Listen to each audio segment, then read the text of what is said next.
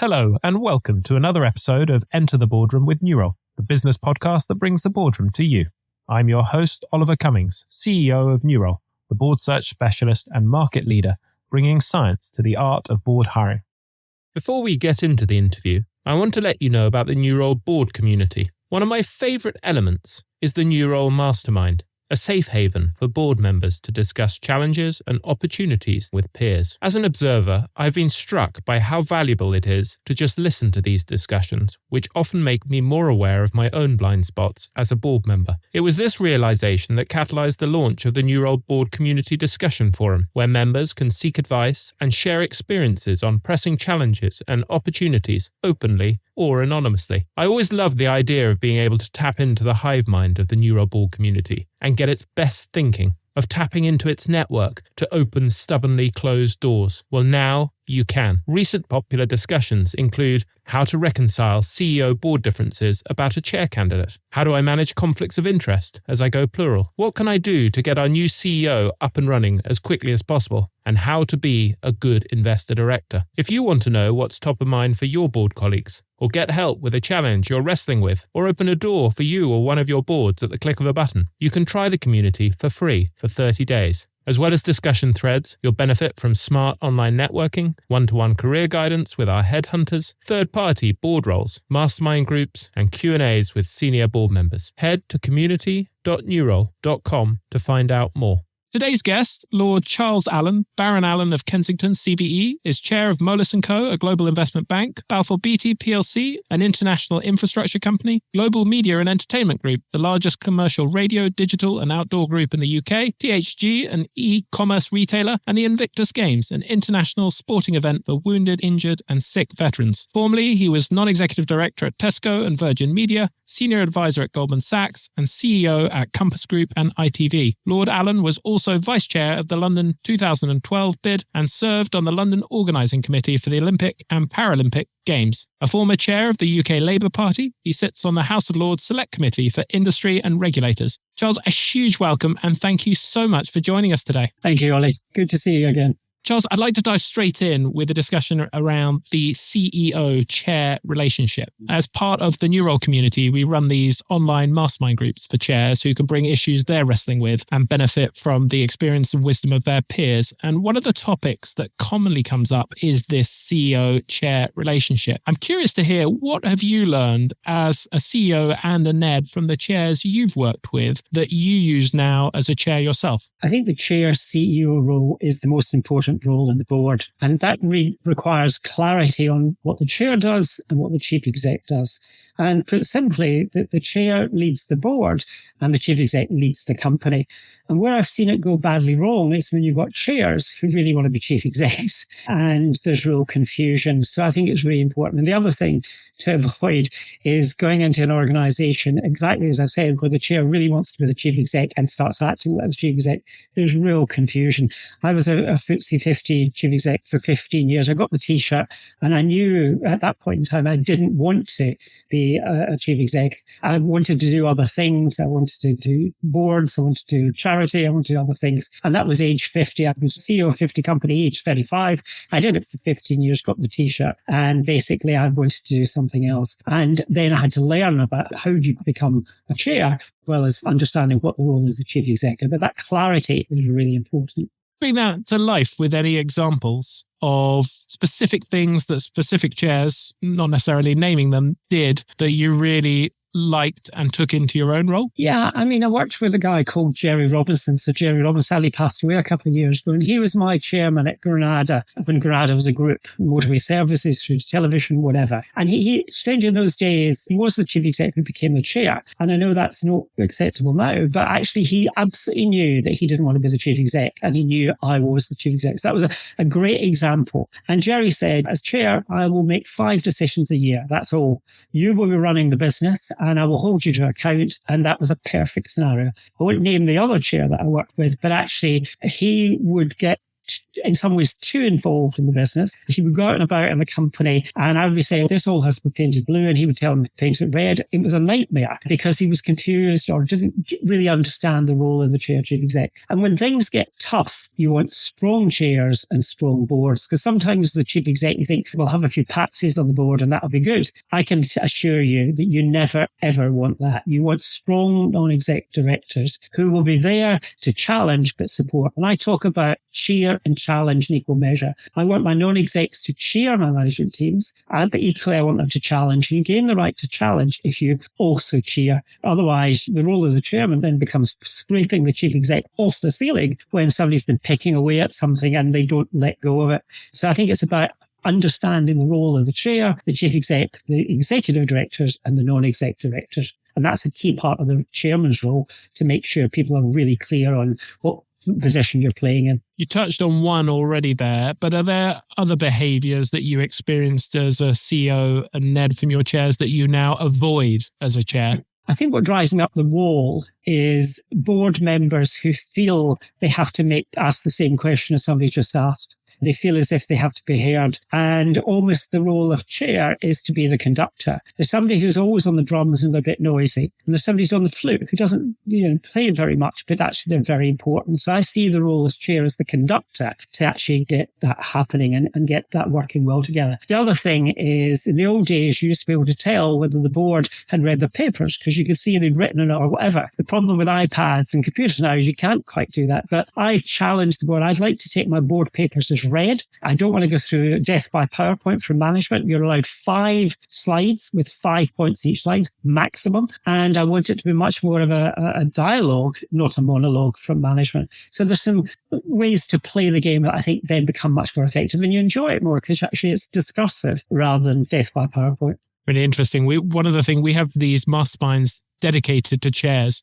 And what we normally do is we get the paper sent out before, but I still ask people to spend time reading the paper at the start of the meeting. And for one reason or another, this particular session was delayed. And so I thought, I know that I'm going to ask them if they've read these papers, because chairs are normally well behaved. They read their papers and maybe we can cut out that time. So I said, has everyone read them? And all the chairs said, yes, we've read them. Okay, great. We can go straight to these clarifying questions. About halfway through these clarifying questions, one of them messaged me to say, could you send me the paper, please? And my mouth dropped and I thought, my gosh, if even chairs aren't brave enough to say, I haven't read the paper, never mind, they didn't read the paper, what hope is there for everyone else? And that's a reminder for me now, every session, I'll always make sure everybody reads the papers at the beginning, whether they tell me they have or haven't. It's just incredible.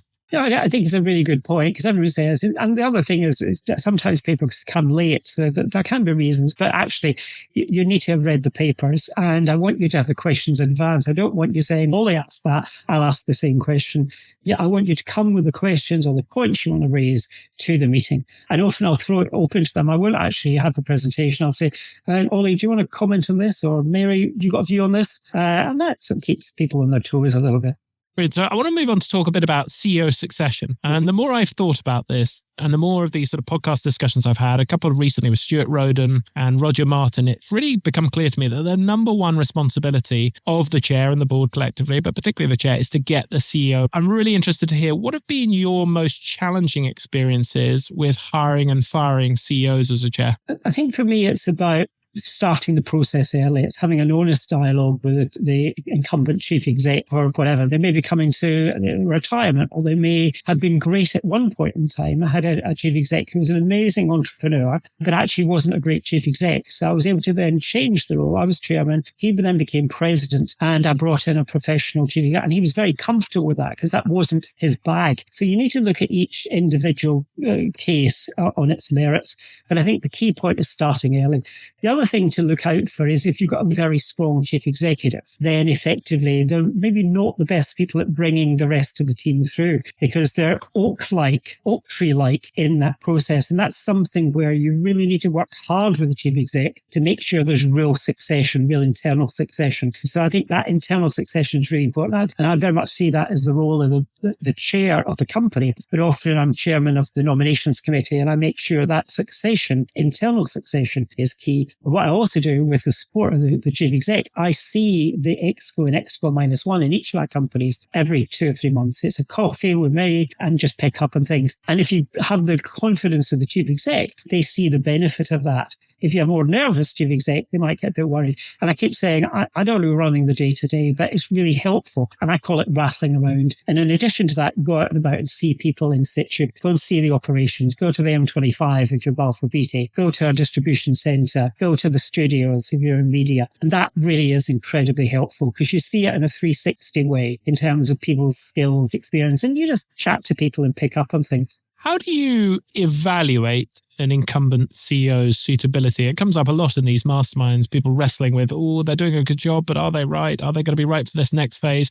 Like, what's your process for evaluating a CEO's suitability? It's almost what I've said. What you need to do is not only talk to the board, the direct board, you need to rattle around the company and understand where you think you've got strengths and where you need areas of improvement. And I think nobody's perfect. We're always looking, and in a recruitment process, there must be an amazing chief exec out there. She will do this, he will do that. But life's never like that as such. So I think you need to look at what have you got to start with and be really clear in terms of where they need to improve. You need to praise and say, you're very good at A, B, and C. D, I think we can work on this better. And E and F, we really need to do it. And that requires you being honest. And that's a soft word, but it's really tough to be honest. Most people duck that. And I think what I've learned over the years is the more honest you can be in the feedback with the chief executive, not behind his or her back with a board, is saying, this is what I'm picking up. How do we do it? And maybe the perception's wrong. And I very much see my role as chairman, and I joke about being the mentor and the tormentor. The mentor is putting my arm around his or her shoulder and basically saying, what can we do together? And the tormentor is me tapping the desk and looking over my glasses and saying, come on, we've been talking about this for 3 months now. When are we going to see some action? Well, the tool is humour. I do it with a bit of fun, and I use humour in the boardroom to lighten it. And it allows you to have those more difficult conversations to make sure you really are making sure it's happening. At the end of the day, it's about performance, but it's not just about the numbers. You need to perform in the right way with the right culture. Not a chief exec, but a very senior commercial director I had to fire. And the chief exec was very uncomfortable. I said, but I am not comfortable with his behaviours and how he gets his results. And that was a tense moment between myself and the chief exec. I said, I'm not happy to be involved with somebody who's getting these results in the way they are. And therefore, that's when you get the relationship really matters and you have to make the tough decisions. The way you described that sounded like a very effective approach to man management or person management. One chair I know has an in-camera session every quarter where they get everyone in the board to traffic light the performance of the chair. So red, amber, green. How much do you use your non-execs as chair to make that assessment versus actually it's your one-to-one interactions with them and those around them? Very much, it's not just about me. So I think I take that much more regularly than that. I would do an in-camera session every second board. So I would get feedback. The chief execs, and initially sometimes they're uncomfortable with that, because saying what's being said behind my back. And I'll say to them, these are the things that came up. I don't say she said, he said, whatever. And you'll position it in such a way that it's a positive conversation. And you're saying, A was good, B, we can do better. I don't want too many C's. And you have an honest dialogue. So it's not just my view, it's the view of the non-execs. And it's not just the view of the non-execs, it's the view of the team when you're out and about as well. So that rattling around thing for me is crucial. And to say it's done positively, if you like, because I'm there to support the chief executive until it's untenable or things move on or whatever. But I've been pretty fortunate. I haven't had to fire. I've had to change their role or do other things. I've never needed to fire a chief exec. We had an interesting discussion in one of the masterminds recently with a chair having questions about their CEO, and they were weighing up how much should it be them stepping in to help develop the CEO and how much should they bring in outside coaches, consultants to train and educate them on their gaps. What have you found to be the most effective ways of developing a CEO who was not yet high performing? I think, as I say, mentoring to mentor, I do both. I see it as my role. I do mentoring for an organisation, and they have an interesting model where effectively the individual gets 2 mentors and effectively very different backgrounds or whatever. And that model works incredibly well. But I think it's also the role of the chair that you have to play that mentoring and support role because you're on the ground and you see it happening. And if there is a mentor, you need to be very honest with them in terms of saying, here are the 3 things that Jane or Ollie needs to focus on. their model is you meet, say it was the chief exec of an organization, the two mentors meet the chair twice a year. And it's quite scary, although the two mentors don't speak to each other, how aligned we are. You can put a cigarette paper between us in terms of what we're all picking up on. And again, to be an effective mentor, you need to get the trust of the individual. So 50% of the time I spend with the mentees is talking about life, family issues and helping them with some of the area. One of them I'm working with at the moment is she's amazing, but she tries to do everything. And our chief exec saying, she's a divisional chief exec, saying that she can't do everything. And she won't have the bandwidth if she's going to be the chief executive to do all of that. So it's amazing how you can focus on it. The other thing I focus a lot on is how do you spend your time? How do you manage, are you focusing on the right things? And when I do chief exec mentoring, I ask them to tell me what are the things they're really focused on. They're green. Amber, what are the things that you don't really need to do, but you do in board meetings or meetings or whatever? Red are the things could you delegate? And one of them 6 months ago said, Charles, I've added blue to the color coding. And blue was just time to prepare. And I think it's about helping them look at, are they really focusing on what you think the board think they should be focusing on? So that sounds very boring and practical, but actually, are you really effectively spending your time? And the other thing I do with diary management is encourage them to think in quarters. A year's too long. Days in online companies is a lifetime. So I worked in the Middle East 100 years ago, and you worked for 11 weeks, you had 2 weeks off. So I think in quarters. What are we going to do January to March? What are we going to do the second quarter? So I think in quarters. And otherwise, everything gets deferred, everything gets delayed. So helping people really manage their time, I think, is really important. That's back to this mentoring role with my own chief execs and members of their team. That resonates so much. It reminds me, actually, I had a real penny drop moment reading. There was an HBR article on how CEOs manage their time. They'd benchmarked across the highest performing CEOs, and I mapped my time against theirs, and most of them were much larger companies. But actually, it suddenly made me realize I wasn't spending nearly enough time on strategy. And so I now block out a day a week on strategy because most CEOs are spending 20% of their time on strategy. It's so easy to get sucked up. The point was this idea of having two mentors there so that even if the CEO can turn around and dismiss one and go, what do they know? But if they haven't talked, it's quite hard to dismiss two who've reached the same conclusion. Is that why you have that? I think this particular model for this company, I think, works incredibly well. And also, you don't necessarily tell their chairman everything, but interesting, you're saying, what are the challenges that John has or what Mary has or whatever? And you start with that premise. And also you ask them, because it's interesting whether their boss had a situation where actually it was the chairman who was more of the problem than the chief exec, because the chairman had never actually said to the chief exec what he'd said to us. So sometimes people, back to that point of honesty, haven't actually said, this isn't working. They haven't actually had that conversation, nor had the board, or nor had he, in this case, taken input from the board. So it allows that conversation to happen. But I think I don't think it's one way to do it. But I do think the chair has a key role to play in this mentor and tormentor thing, as I talked about. Have you ever had to consider stepping into an executive chair role? I have a phobia about that. There's people around who that's their MO. They pick a company, they know it's a weak chief exec, and they go in, and 6 months later, they fire the chief exec. And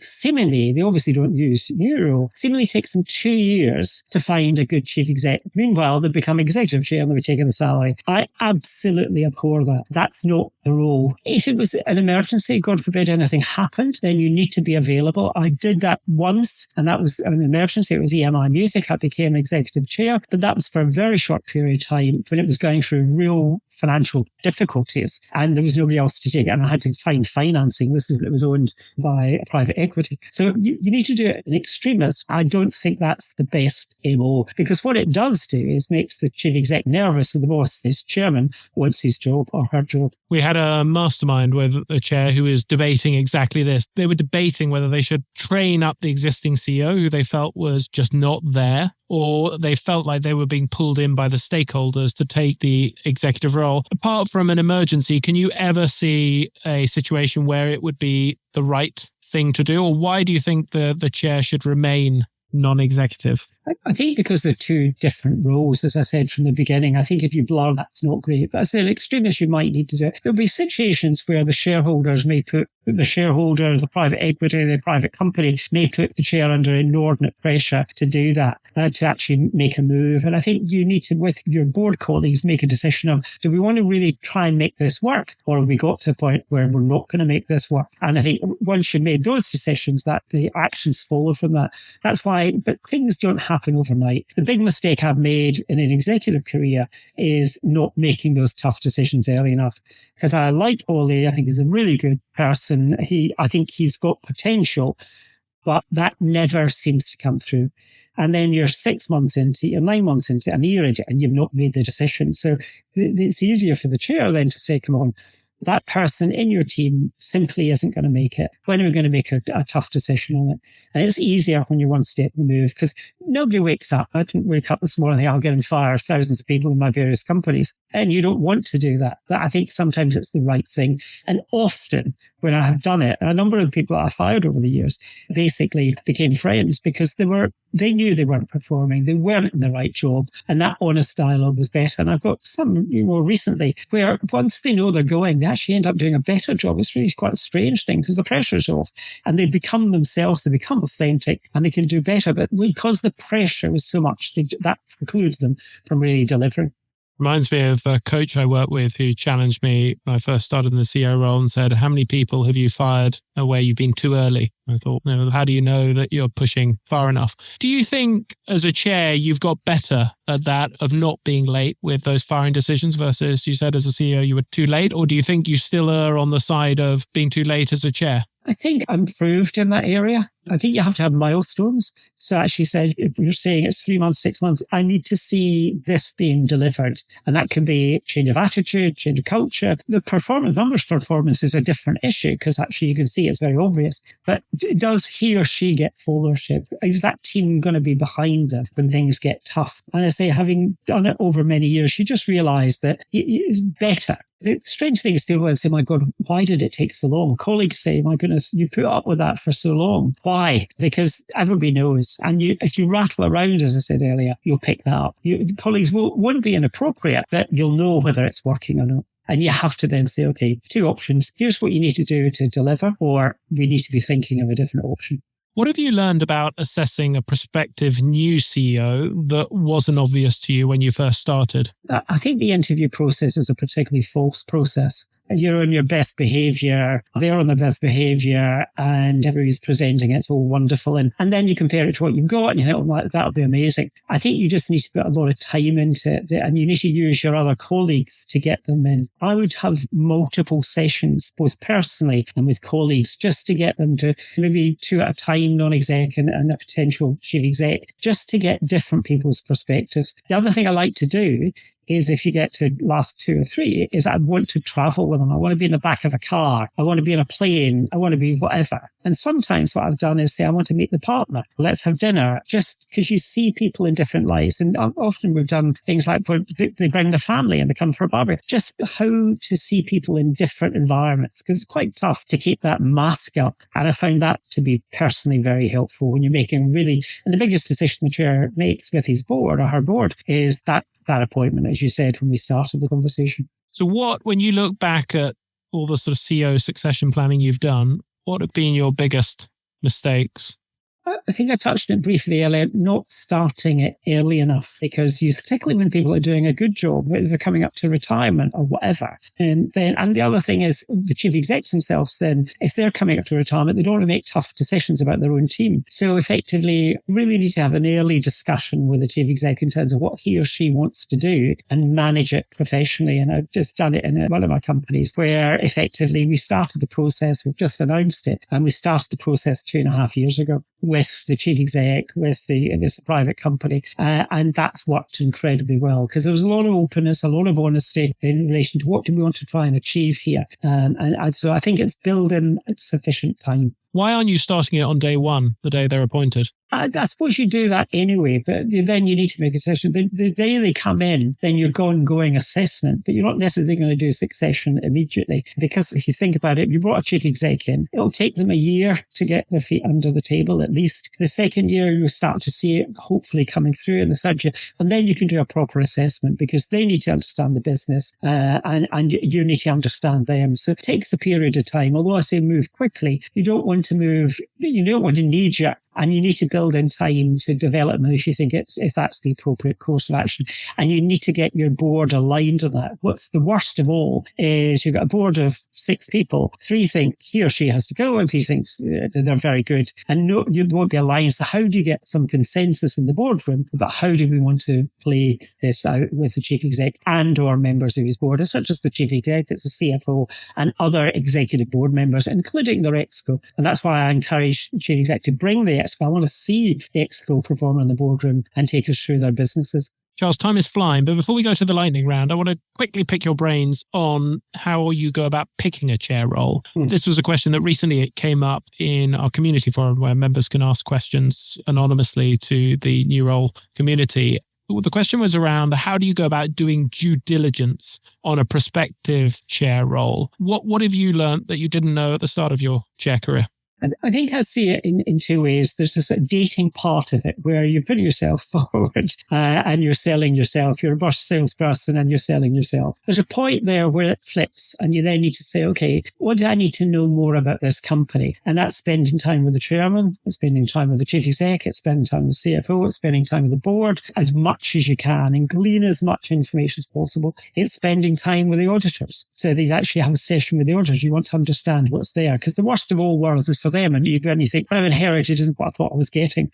Strangely, in a listed company where there's a full board, that's somewhat easier than it may be in a private company or a private equity company. But the model's still the same. You need to basically get as much input as possible. And you need to challenge at that point in time, where is the balance sheet? Where's the cash flow? Where are the dead bodies? Because you don't want me coming in as a chair and then I find it. So there needs to be that moment of honesty or period of honesty. And then you need to make the assessment. Is this what you want to do? Strangely, a bit odd, in the sense that I've got 2 opportunities. One's one that I think I could do, and one's a tough challenge. Then I will tend to take the tougher challenge. I like the challenge, and that's why I tend to do a number of these things. And people say, why did you do this or why do that? I'm somebody who's driven by the fear of failure, but rather than the need for success. But I will always go for the tougher challenge. Chairing management board of the Labour Party, chairing some of the companies I've chaired over the years, they're tough challenges. Balfour Beatty, really great business. 9 billion turnover and a 2% margin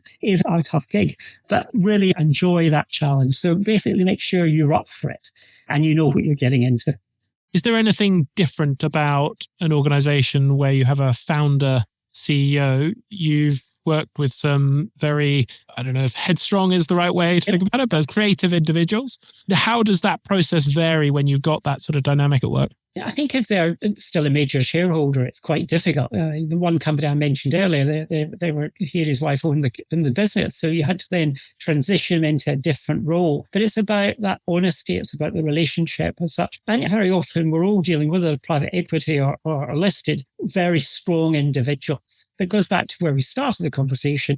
You need to have that honest dialogue so that we can actually then move it in the right direction. And truthfully, if they're the owner, a major shareholder, they want the right thing. But you have to help them develop where they're best and where they could get support and help. And for listeners considering a future transition to a chair position, what advice would you give them around when's the right time to do that? I don't know if there's a right time, but there's a right mindset. And I think a lot of people say if you rush from being a chief exec to being a chair, that's a bit of an issue because you're still in chief exec mindset. Some people have been able to, I was fortunate enough to be able to go into advisory and government roles between being chief exec of a FTSE company and then taking on various chairs or advisory roles, Goldman Sachs and Moelis and whatever. So there was a transition period where you had to then think about, I need to influence, not direct. And that's the big difference, I think. And that's why a lot of companies for a period of time have looked at the CFO becoming chair over sometimes the CEO, unless they've gone through a sort of transition period to actually address that, because it is different. And some people don't enjoy that. They actually, the best job ever is always the CEO. But I've really enjoyed over 17 years this portfolio management as advisor or chairman or non-exec or whatever. And that's been fun. Charles, it's time to move on to the lightning round, where I'm going to say a short statement and ask you for a quick response if you're ready. Mm-hmm.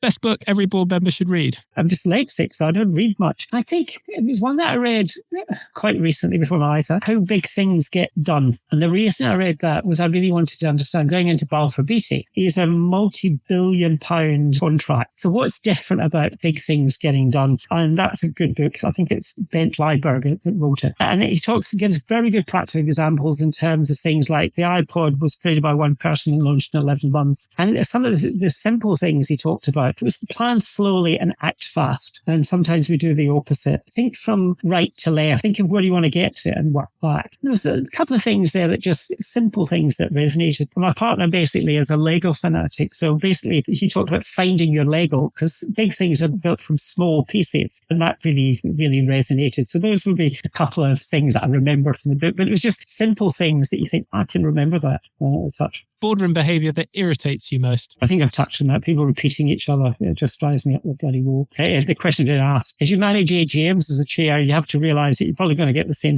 question 3 times. I don't get upset with my shareholders. I said, that's a really good question. Again, I don't quite say again, but that's a really good question and respond to them with respect. But in the boardroom, repeating things that have already been asked, and don't ask the same question. Most valuable board ritual? In a lot of my companies, one of the things that I really value is health and safety is very valuable. So every meeting, not just board meetings, starts with what we call a health and safety moment. So there's something around the world. ISS was something I started many years ago. 500,000 people in 50 countries. Every meeting in every language started with a safety moment. And it was just about making sure that people understood that lives can be lost. And very similarly, Balfour Beatty and some of other businesses, that health and safety moment, I think, was a very important ritual, if you like. Favourite quote? I'm a big fan of Nelson Mandela. I think the quote was something like, it always seems impossible until it's done. And I think that's back to, when I'm interviewing people or whatever, I like to recruit people who don't know they can't do it. The really bright ones will tell me 10 reasons why it can't be done. I want to know. I know it's impossible. I know the industry is in decline, in terminal decline. How are we going to turn it around? So I think that would be the one that I'd probably focus on. Most significant professional insight? I think it's all about people, stupid. It really is about, you can have an amazing strategy, but not the right people. I'd rather have a poor strategy and the right people because the right people will change it. So it's all about people and making sure you make the decisions we talked about earlier to get the right people, and importantly, the right people in the right job. Because sometimes it's your responsibility. You've put him or her into the wrong job, and therefore you need to take that responsibility. Worst professional advice you've ever received? Probably with some of the roles I took on, don't do it. And therefore that motivated me, go and do the tougher job as such. So some of the jobs I've taken on, friends have said, Charles, what the hell are you doing this? But I've really enjoyed it. That's it. I suppose it's a personal thing in terms of the imposter syndrome. I came from very humble beginnings, and you think, I'm doing this now, or I'm chairing that, or I'm doing Lords or whatever. I still, in my 60s, want to prove to myself I can do it. What have you changed your mind on about boards over time? I think as a chief exec, as I said earlier, was maybe you didn't want such strong non-execs, and I've absolutely changed my mind in terms of not just as chair, but I saw when things got tough, if you had good, strong non-execs, then that's really important. And the other thing as the chair, and we haven't touched on this, is to make sure that the chair kills any politics. I was in a board where we merged 2 organisations, and it was probably the worst time in my career because you had complete politics at play at every board meeting. It was a nightmare. So I think the role of the chair is to kill politics. When was the last time you got a significant judgment call wrong in the boardroom, and what did you learn? Gosh, probably have to go back a while. It was when I was at ITV, and effectively I got a call to say that there was 3 players in ITV. It was Granada, Carlton and United. And basically I got a call in the evening. I had a dinner party to say basically Carlton United are coming together. They'll be 60% and you've lost the race for ITV. And I thought, oh my God, I've just got this so badly wrong. I thought I'm consumed by it. I'd say probably the reason for telling you that is actually we were then able to buy either Carlton United, and Granada became ITV. So that moment in time, I thought, oh my God, I completely didn't see this coming. How are you better today as a board member than when you started? I don't know if I'm better. I still feel that there's more to be done. I think I'm still learning. I think the reason I do it is I'm learning every day. And what's great about portfolio is I steal with pride. I take from company A and I take that idea to company B and I take it to company C. I steal with pride and I'm always learning. And finally, 3 things our listeners should take away from this podcast if they take nothing else. They probably won't take nothing else. That's another issue. I do think, I know it's a joke, but I do think this mentor-tormentor thing is quite important. How you balance that in terms of, and the joke's around the tormentor, but that's about driving things through. The second thing would be, don't be afraid to ask for help. Asking for help is the most empowering thing that you can actually do. And I briefly touched on humour. Using humour, HQ as I think it's now being referred to, is a really powerful tool. And if I'm allowed 4, treat people the way you want to be treated yourself, or you would like to have been treated yourself.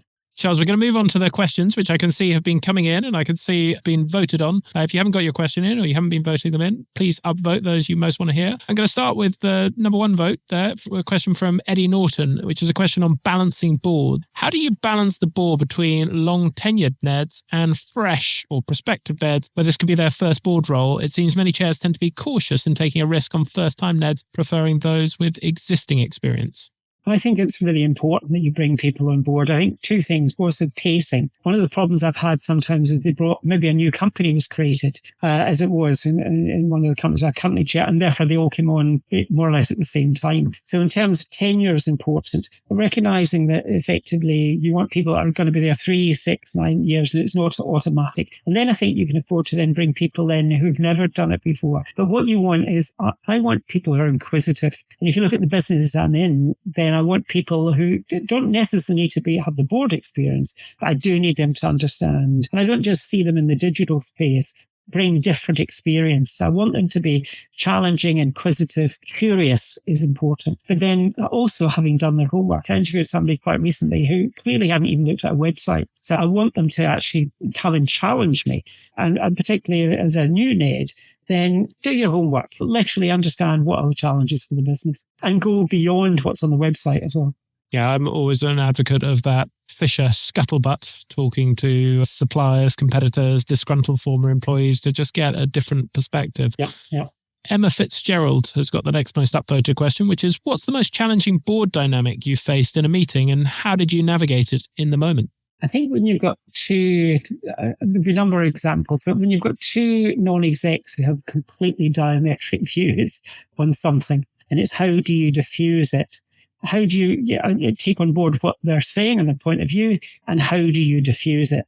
And therefore, that's about listening to both, allowing them to articulate their argument, and then taking it off. Because if you get into a head-to-head in a boardroom, that's not the best way to address it. So it's when you've got, and I encourage dissent. I encourage, a lot of board chairmen don't want that. You'd like everybody to be vanilla, but I don't like, I like challenge. But it goes back to my point earlier, cheer and challenge equal measure, treat each other with respect. What I don't like is when, if people then are personal or it gets a little bit silly. I've been fortunate enough that the boards I've had, we haven't had that, but I've had a couple in the past where it just clearly wasn't working. The chemistry wasn't right between directors, and therefore that needs to change. So is that how you navigated it? You did change them? For the issue, I took it offline, and then basically one did require to be changed.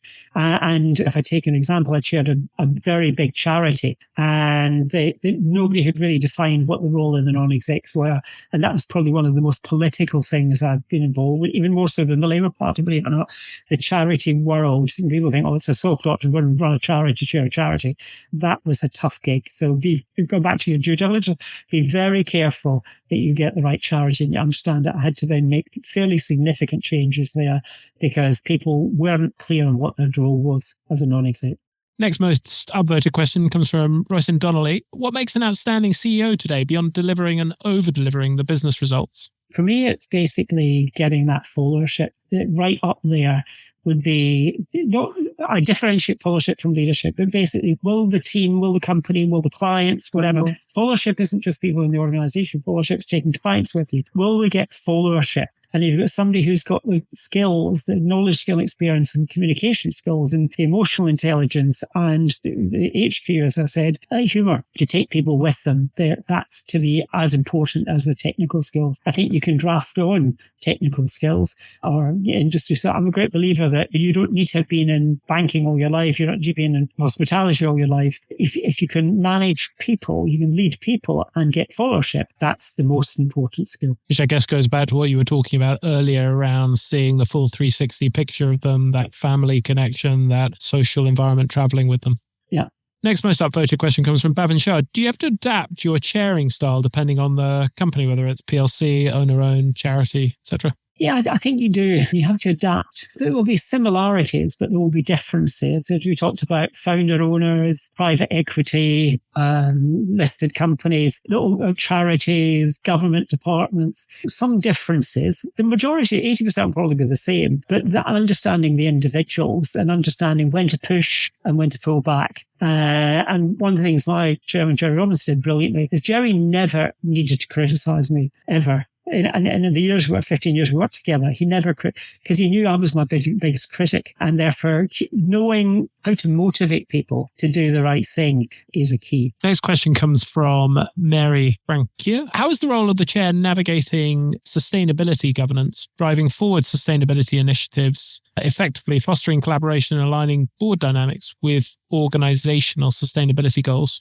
I think it's a really good question. I don't think there's an easy answer to it. I was discussing with one of my shareholders yesterday. If you're a global company, you've got different pressures in terms of, in the UK, sustainability is very much on the agenda, whether that's government or whatever. In America, it's less so. How do you create a global agenda around sustainability? I think in most of my businesses, in terms of scope 1 and scope 2, then I think you can see real progress. The difference becomes in scope 3, where you have to take a lot of people with you on a journey through your supply chain. So that's a real challenge. But I think it starts at the top, and the chief exec needs to buy into that's what we're going to do. And you need to have a detailed plan to achieve it. Now, that plan will change, but you need to have a plan and you need to review it regularly. In fact, all of my companies, we have a sustainability, either health and safety and sustainability or a sustainability committee, and actually then really making sure that's on the agenda, but not just for the committee. The chief exec needs to hopefully buy into it, and you need to review it regularly.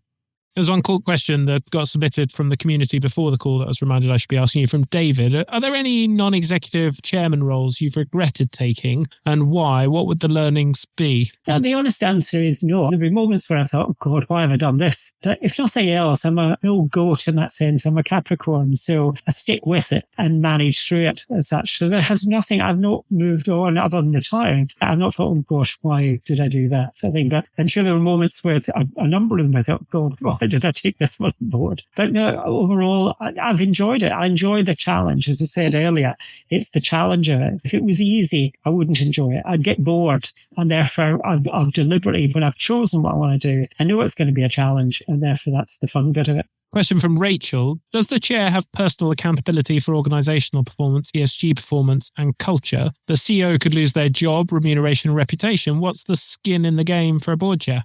I think you've got a much reputational issue. You've seen some of the disasters recently. Then it hasn't just been the chief exec that's gone, it's been the chair as well. So there's a reputational issue for the chair. So I think there's definitely skin in the game, because if you've screwed up somewhere, there are not many places to go if you're looking at listed companies. So I think arguably that's as challenging for the chair as the chief exec.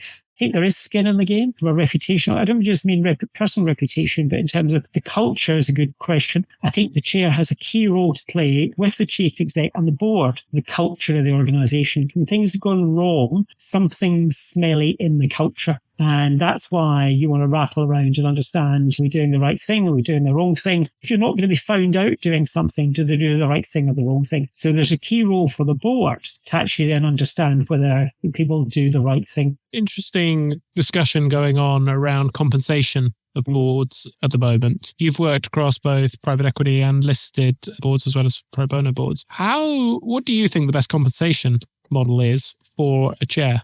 Because I've done private equity and whatever, then I think if you're listed, then frankly, it is a fee. That's it. You can take your fees in shares, but it's a fee. But what I also would encourage people to do is I like to see, I invest in the businesses that I'm involved with. So I want to see, when I look at organisation, I want to see the chair is invested personally as well. So I think that's one thing. Chief execs is a different issue.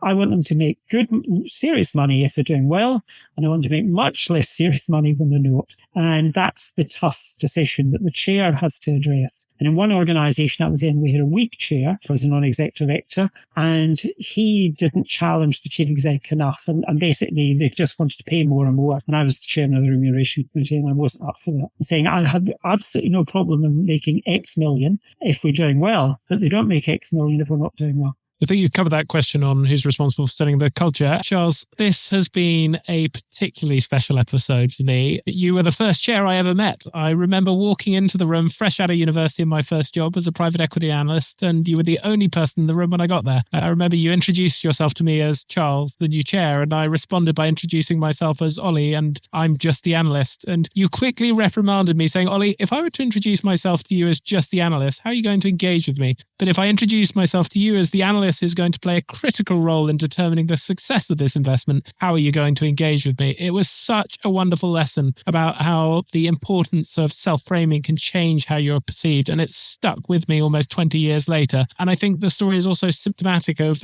one of your great qualities, which in my experience is common to almost all the best CEOs and chairs I've been lucky enough to work with. You make time for others, even if they are just the analysts, and you do that fostering fellowship. So I wanted to take this opportunity to say thank you for that, and as well as thanking you for today. You've done an amazing job of covering all those questions. Thank you so much. Thank you, Ollie, and thank you all for taking the time to listen. Appreciate it. If you found this conversation interesting and would like to be involved in similar discussions, join the Nurole board community. Community membership gives you access to 24-hour discussion threads on boardroom challenges and opportunities like those we've been discussing, smart online networking events, one-to-one career sessions with our headhunters, third-party board roles, mastermind groups, and Q&As with senior board members. Head to community.nurole.com to find out more.